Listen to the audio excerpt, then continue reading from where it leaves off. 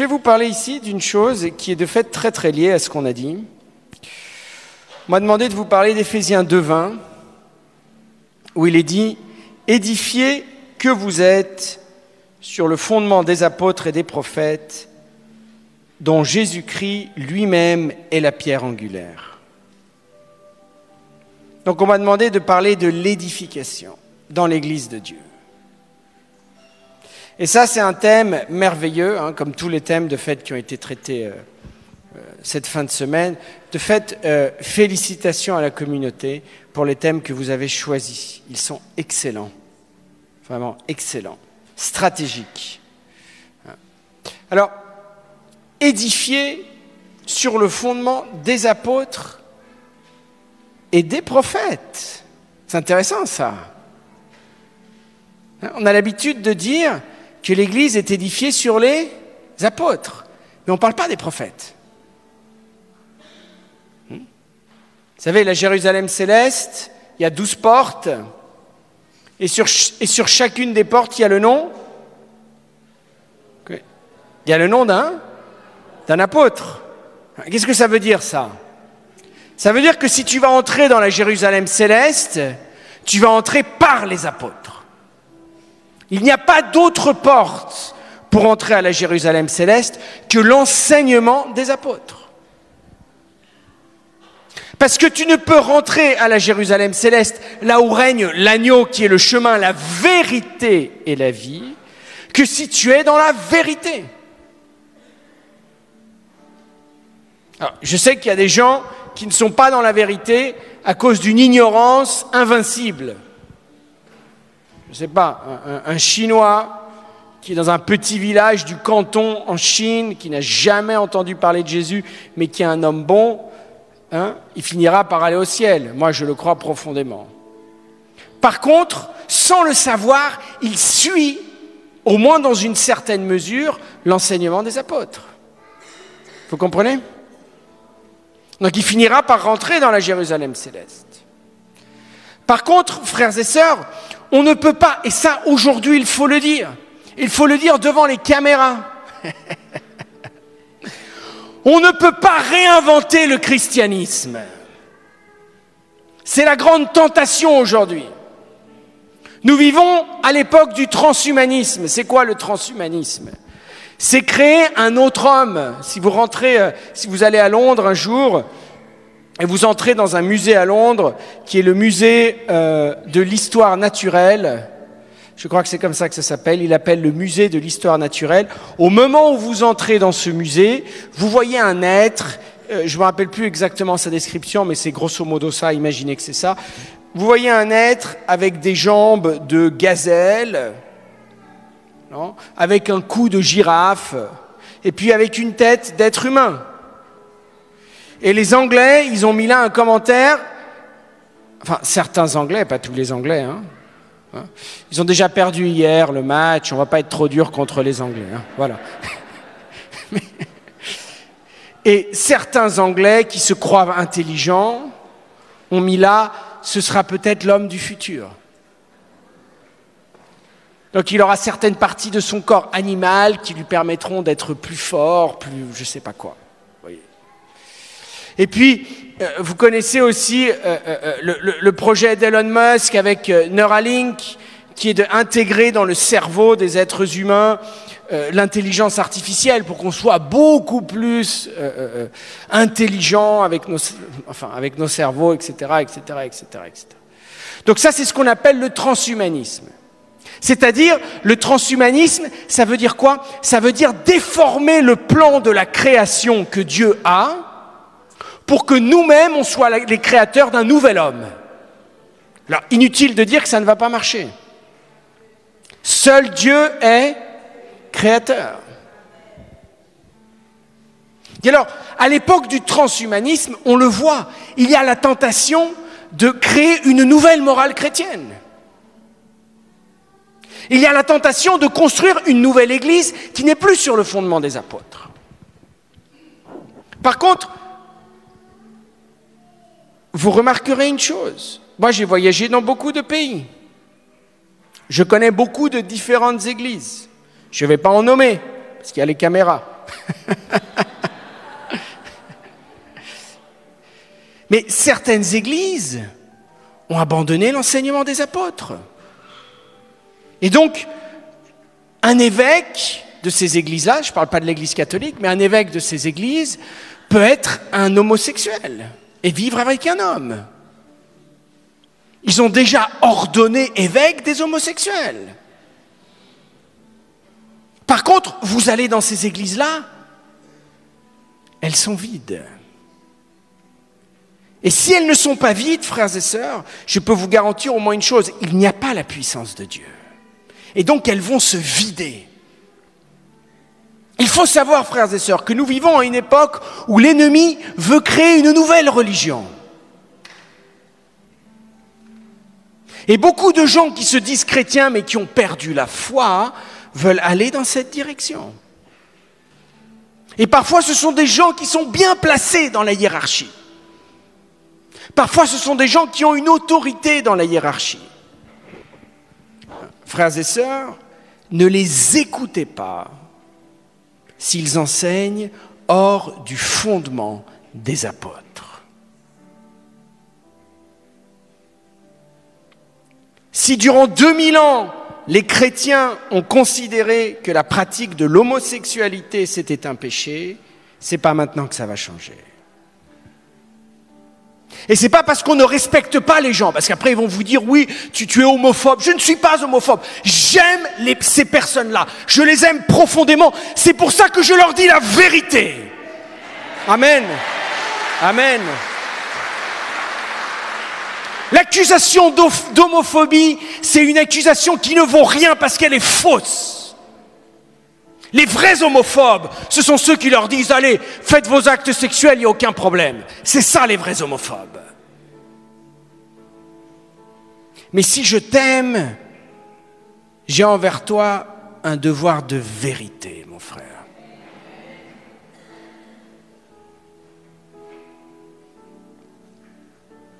Donc, il faut qu'on reste, frères et sœurs, avec les apôtres. Il faut qu'on reste là. Ne vous laissez pas influencer par l'esprit du temps, par les modes, ça n'a aucune valeur. Seule la parole de Dieu, on parlait de ça hier, seule la parole de Dieu a de la valeur. La parole humaine, elle passe. Aucune parole humaine a plus d'autorité que la parole de Dieu. Et si un évêque vient enseigner quelque chose qui est contre la parole de Dieu, qui est clairement contre la parole de Dieu, eh bien, sa parole n'a aucune valeur. N'a aucune valeur. Frères et sœurs, on a 10 commandements, il faut les suivre, il n'y a pas le choix. Le chemin de l'avenir, ce sera toujours, et c'est le chemin des 10 commandements. Le chemin des 10 commandements. Saint Jean-Paul II l'a clairement dit. Il a écrit une encyclique qui s'appelait La splendeur de la vérité. La splendeur de la vérité. Et il répète que les 10 commandements ne sont pas facultatifs. Ça n'a pas changé. Tu ne tueras pas, ça veut dire tu ne tueras pas. Tu ne commettras pas d'acte impur, ça veut dire tu ne commettras pas d'acte impur. Et ça veut toujours dire la même chose, ça n'a pas changé. Tu ne voleras pas, ça veut dire tu ne voleras pas. Etc., etc., etc., etc. La seule église qui puisse être construite, il faudra qu'elle soit construite sur le fondement des apôtres. Sinon, vous savez ce qu'on va construire, frères et sœurs ? On va construire une nouvelle tour de Babel. Vous savez, l'idée qu'il y a derrière le mot construction d'un édifice, c'est une idée d'unité et d'union. Vous voyez, quand on a construit cette église, on a mis plusieurs choses séparées ensemble et ça forme une unité, une église. La tour de Babel, c'est quelque chose qui devrait, puisque c'est une construction, c'est quelque chose qui devrait créer une unité. Vous êtes d'accord? Mais comment finit l'histoire de la tour de Babel? Comment finit? C'est sage, ma sœur, là. Très mal. Ça finit très mal. Et ça finit comment? Ils ne parlaient plus la même langue. Ça veut dire quoi, ils ne parlaient plus la même langue? Ils ne se comprenaient plus. Il y a des lieux, frères et sœurs, il y a des lieux, frères et sœurs, dans le monde catholique, je suis désolé de vous dire ça, mais il y a des lieux dans le monde catholique, des régions dans le monde catholique, où on veut créer une autre église. Et là où on ira, ce sera vers une nouvelle tour de Babel. Les gens à l'intérieur de cette église ne se comprendront plus. Vous remarquerez, Marc 16, 17. Marc 16, 17 et 18. On va prendre le texte, c'est intéressant. Marc 16. Prenez-le si vous avez votre Bible.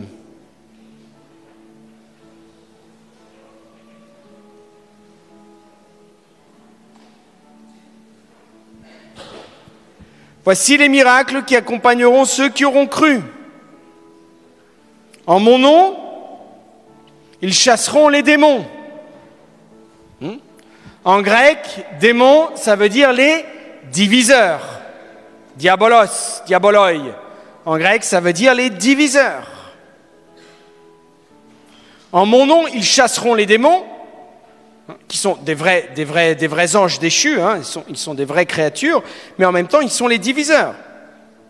Et deuxièmement, ils parleront de nouvelles langues. C'est-à-dire, l'Esprit Saint, à partir du moment où tu crois, les deux premiers signes de la présence de l'Esprit Saint à partir du moment où tu crois, c'est que tu chasses tous ceux qui créent la division. Et deuxièmement, tu apprends de nouvelles langues. Ça veut dire que tu es capable de communiquer. Tu es capable de te faire comprendre. Et de fait, vous vous rappelez, le jour de la Pentecôte, les apôtres ont commencé à parler des langues qu'ils ne connaissaient pas. Et les gens qui venaient d'autres régions les ont compris. C'est le contraire de ce qui s'est passé à Babel. La seule église qui parle toutes les langues, c'est-à-dire qui est capable de parler au cœur de tous les hommes, de se faire comprendre, de créer l'unité, l'amitié, c'est l'église fondée sur les apôtres. Amen. Je vous vois endormis, frères et sœurs. Non? Très très bien. Alors tu vas te tourner vers ton frère ou ta sœur à côté et tu vas lui dire « Reste dans l'église des apôtres ».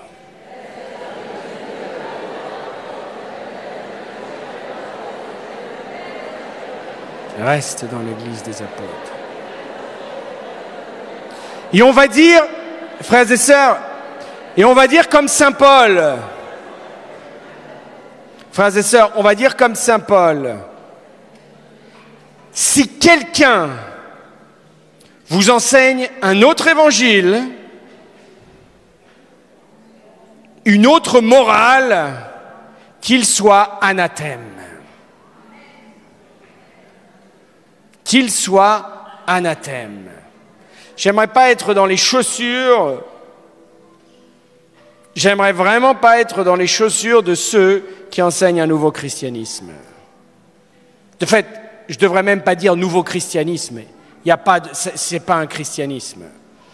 J'aimerais pas être dans les chaussures de ceux qui enseignent cette chose nouvelle qu'ils appellent christianisme. Vous voyez? Et après, vous savez le démon est très astucieux. Il utilise des arguments extraordinaires. Il ne faut pas qu'on se laisse piéger, frères et sœurs. Parce que si tu dis que certaines choses sont un péché aujourd'hui, je ne sais pas en Afrique, mais au moins ici et en Amérique, si tu ne dis pas que certaines choses sont un péché, ils vont te dire tu manques de miséricorde. Attendez, frères et sœurs, la première miséricorde, la première œuvre de miséricorde, c'est enseigner la vérité. C'est enseigner la vérité.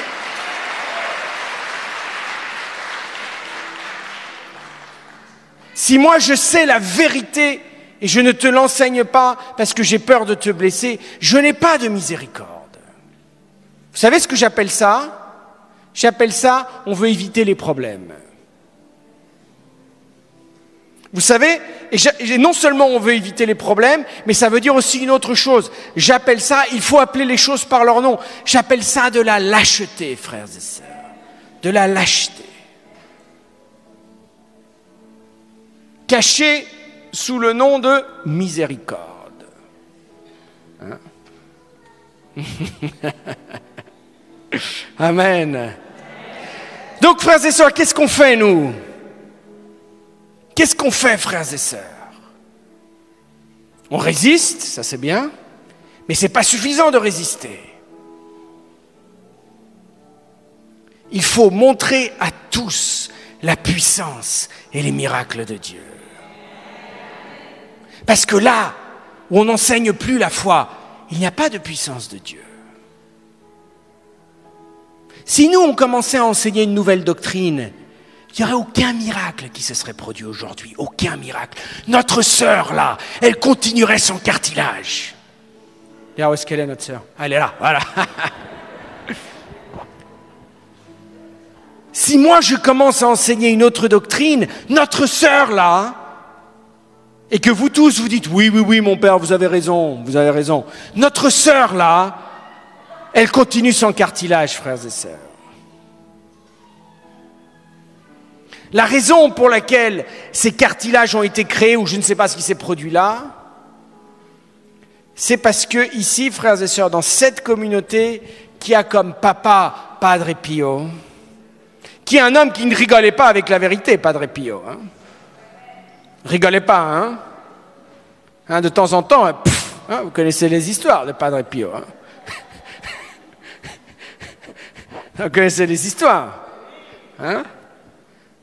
La personne qui vient se confesser, elle a aucun repentir, etc. Padre Pio, fallait mieux pas faire ça avec Padre Pio.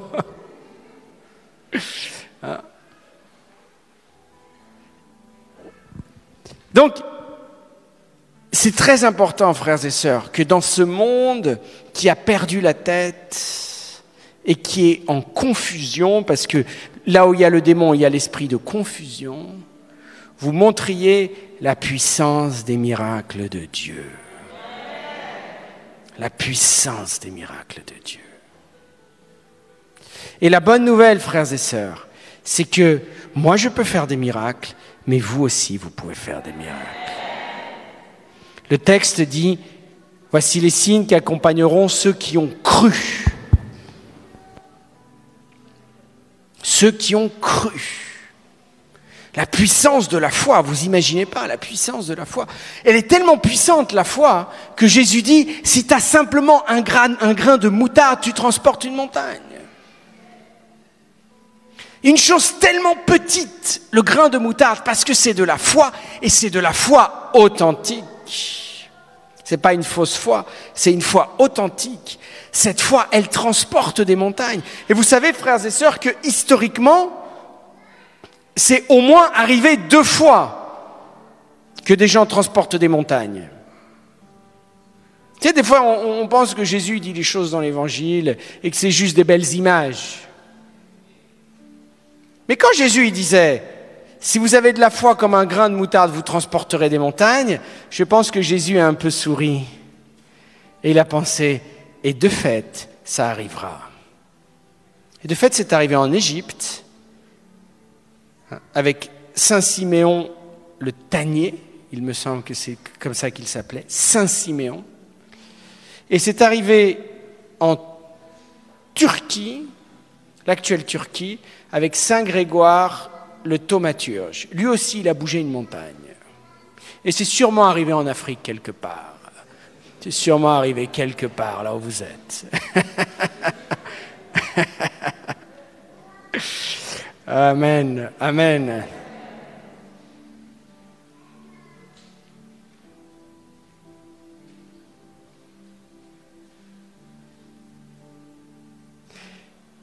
Quand les gens seront fatigués des mensonges, quand les gens seront fatigués de faire ça et de jamais trouver la sortie, ils viendront à vous. Et ils diront, comment ça se fait que tu es si joyeux? Comment ça se fait que tu fais des miracles? Est-ce que tu es un maître Reiki? Est-ce que tu es un magnétiseur? Hein? Est-ce que tu fais de la sorcellerie?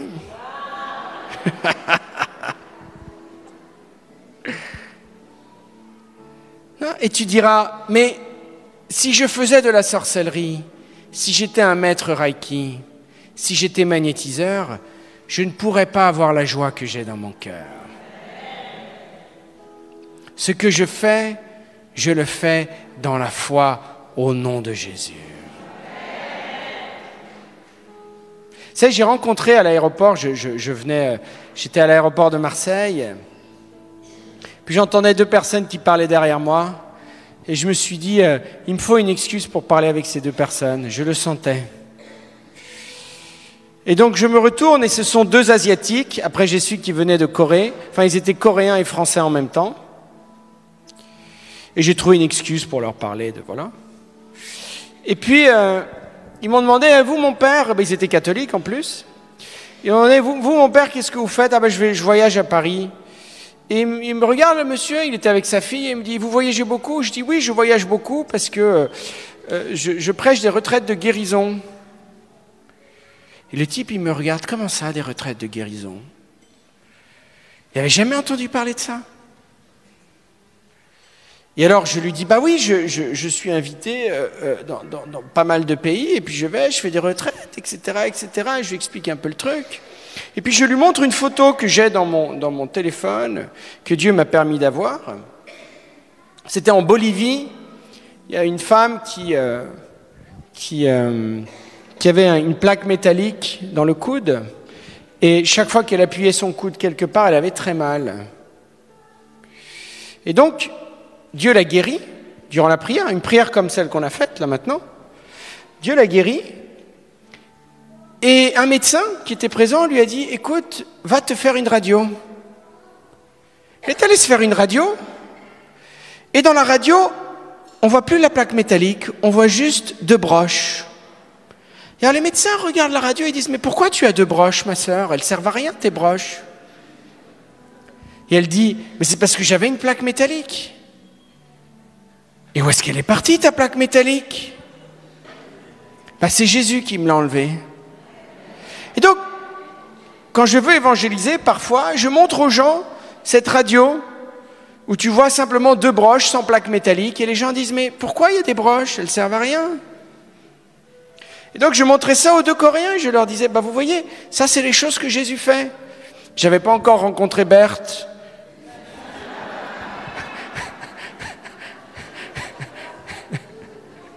Sinon, j'aurais parlé des cartilages de Berthe. Amen. Et alors, je lui dis, ce serait intéressant, Berthe, de faire une radio. Ce serait vraiment intéressant de faire une radio. Parce qu'après, c'est un témoignage. Et eux, ils étaient complètement surpris, mais on ne savait pas que ça existait. Ils ont commencé à me regarder comme si j'étais un gourou. Ou un... Et je dis non, moi je suis pas magnétiseur, je suis pas, je fais, et je leur ai dit ces choses-là sont dangereuses, je ne fais pas ces choses-là. C'est par la foi en Jésus que ça se produit. Et le Coréen me regardait. Et je lui dis, mais monsieur, Jésus continue à faire des miracles maintenant. Et ces gens-là, frères et sœurs, ils viendront. Ils viendront, frères et sœurs. Par contre, nous, il faut que l'on continue accrochés aux enseignements des apôtres.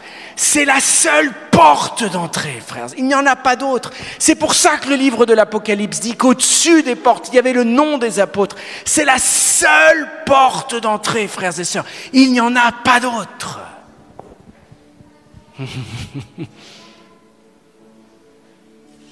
Et après, c'est intéressant, et je le disais tout à l'heure, et je vais bientôt finir. Il faut que je parte à 6h30. J'ai mon avion. Et alors, il dit, et le texte est intéressant parce qu'il aurait pu dire fondé sur les apôtres, mais il dit fondé sur les apôtres et sur les prophètes.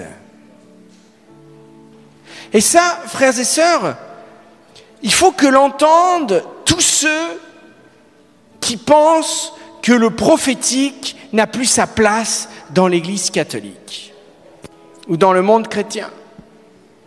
Que maintenant, on a le catéchisme de l'Église, on a la Bible, évidemment, on a le catéchisme de l'Église catholique, on n'a plus besoin de prophètes. Vous savez, une fois, je suis allé chez une dame en Espagne qui a des apparitions de Jésus. Elle s'appelle Marga. Et elle écrit des gros livres avec tous ses messages, etc. C'est très intéressant. Et moi, j'ai un don, comme vous tous, vous avez des dons. Moi, j'ai un don. Probablement beaucoup d'entre vous, vous le partagez avec moi. Je ne suis pas le seul à l'avoir. C'est que je sens les présences spirituelles. Donc moi, si je rentre ici, vous voyez, comme tout à l'heure, je rentre ici, l'onction, elle est partout. Et vous pouvez la sentir, l'onction. Elle est là. C'est évident. C'est évident. Quand notre frère Marcel commence à parler, je sens son onction. Elle est là. Elle est grosse. C'est une grosse onction. C'est une grosse onction, tu vois. C'est plus un éléphant. C'est plus un hippopotame qu'un petit... qu'un lévrier, vous comprenez? Ou qu'un caniche. C'est plus un hippopotame qu'un caniche, oui. Alors, tu sens les onctions. Voilà. Et donc, je vais chez cette dame et je n'ai pas besoin qu'on me dise si elle est avec Dieu ou pas. Parce que l'onction est tellement évidente. Tellement évidente. Il y a la présence de Dieu dans cette maison. Oh, imagine, tu rentres, tu es perturbé. Moi, j'avais un souci à ce moment-là. Il y avait un truc qui me préoccupait. Je rentre dans sa maison. Après 5 minutes, j'avais plus de préoccupation. C'était une paix de Dieu. Et j'avais rien fait, j'avais rien dit, j'avais rien entendu. Juste être là, la paix de Dieu, la shalom de Dieu, elle descend sur toi. Alors je me dis, il n'y a que Dieu qui fait ça. Le démon, il veut que je sois préoccupé, vous comprenez? Non, vous comprenez? Alors je suis là, je suis vraiment en paix, et puis bon. Et je lis dans un de ses livres une phrase de Jésus qui m'a marqué et qui est très importante. Jésus dit, dans un de ses livres, il dit « L'Église ne se relèvera pas sans les charismes extraordinaires. » Donc l'Église, frères et sœurs, ne se relèvera pas sans les charismes extraordinaires, dont le prophétique. Combien de fois le prophétique m'a aidé dans ma vie? Je pourrais vous donner plein d'exemples. Je commençais à peine le ministère en 2000, c'était en 2012, quelque chose comme ça. Je commençais à peine le ministère en 2012. Je vais visiter un ami prêtre, et puis il y a une bande de prophètes qui vont le visiter ce jour-là. Enfin, je ne savais pas qu'ils étaient une bande de prophètes, ils venaient d'Afrique du Sud. Ils ont dit, c'était au cours d'un repas, puis après ils ont dit, est-ce qu'on peut prier sur vous? Ah oui, très bien, priez sur nous. Et puis moi, je ne faisais même pas partie de cette communauté, c'était la communauté des béatitudes, je visitais juste, et puis on s'est mis comme ça en cercle, et on regardait la croix, et toute cette bande de prophètes, ils étaient là autour de nous. Puis ils ont commencé à parler en langue, à chanter, etc., etc. Et puis, ils ont commencé à prophétiser. Moi, j'étais là, juste un invité, voilà. Et la première personne à recevoir une prophétie, c'était moi. Donc moi j'étais vraiment étonné, je me dis non. Et le gars, un gars d'Afrique du Sud, il arrive et me dit, le Seigneur te fera voyager. Et il te montrera les lieux où tu dois voyager. Et tu seras un ministre pour les nations. Alors, pour moi, ça, c'était comme lire un livre Alice au pays des merveilles, vous comprenez ? Je venais à peine de recevoir le baptême de l'Esprit Saint, je commençais à peine à prier sur les gens, etc., etc. La France, c'était déjà trop grand pour moi. Et le type, il me dit ça. Et quelques années plus tard, quand Dieu a commencé à organiser les choses, je savais que c'était lui. Je savais que je devais aller dans cette direction. Amen. Et je pourrais nommer plein de cas où le prophétique m'a aidé énormément. Comme dit saint Paul, le prophétique est là pour édifier, pour exhorter, pour consoler. Édifier, exhorter, pour consoler, pour donner du courage. Parce que le prophétique, il y a beaucoup de fonctions de prophétique, il y a beaucoup de prophétiques différents. Je ne veux pas rentrer dans toute la complexité du prophétique, on n'a pas le temps, je dois prendre mon avion. Mais effectivement, par le prophétique, entre autres choses, le Seigneur te montre ce qu'il veut faire avec toi à l'avenir. Et donc, par le prophétique, Dieu va défaire les mensonges du démon dans ta vie. Parce que le démon, qu'est-ce qu'il va te cracher au visage ? Il va te cracher au visage que tu es nul. Il va utiliser plein de personnes pour te le dire. Que tu es nul, que tu ne feras jamais rien de ta vie, que tu as ce défaut, cet autre défaut, gna gna gna gna gna gna gna gna. Donc, conclusion, reste assis, croise les bras et ne fais rien. Ça, c'est le démon. Dieu, non. Par le prophétique, le Seigneur te montre un waouh. Il te montre tout ce que tu vas pouvoir faire. Alors attention, c'est pas de la magie, hein. C'est pas de la sorcellerie. C'est-à-dire, le prophétique ne va marcher que si tu y crois. Et que si tu t'efforces à marcher dans cette direction. Parce que si tu t'assois sous le cocotier... Non, c'est un arbre... Non, le cocotier... Non, le cocotier, c'est un arbre anglais, vous ne connaissez pas en Afrique, je sais. C'est anglais, ça, c'est pas africain. Ah, mon père, vous n'allez pas nous voler nos cocotiers, hein.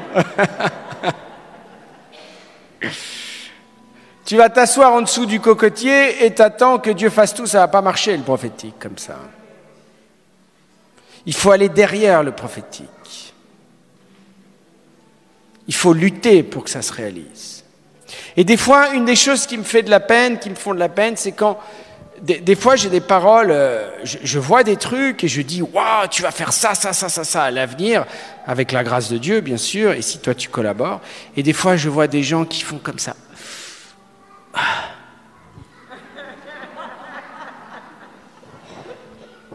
Ils ont peur. Ils ont peur. Mais l'Église, frères et sœurs, elle est fondée sur les apôtres et sur les prophètes. C'est-à-dire, elle est fondée sur... Il faut y aller, non ? Très bien. Très bien. Bon. Bon, faut y aller. Quand on dit que l'Église, elle est fondée sur les prophètes, ça veut dire qu'elle est fondée sur le courage de croire et d'avancer en fonction de la parole que tu as reçue, frères et sœurs. Il y a un mouvement prophétique qui doit tout le temps animer l'Église et lui faire croire et avancer. Parce qu'aujourd'hui, si l'Église n'a pas le prophétique, l'Église, elle va être paralysée.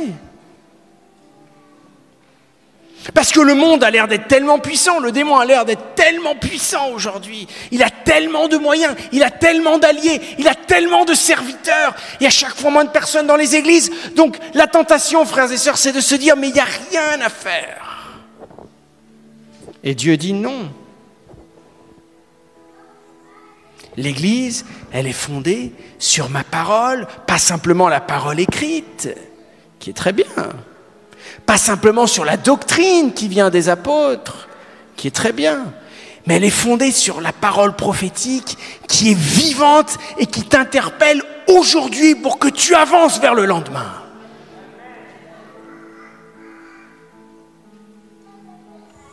Et je vous dis, moi, pauvre Père Antoine, je vous dis ce que le grand Jean-Paul II avait dit le jour où il a été élu, n'ayez pas peur.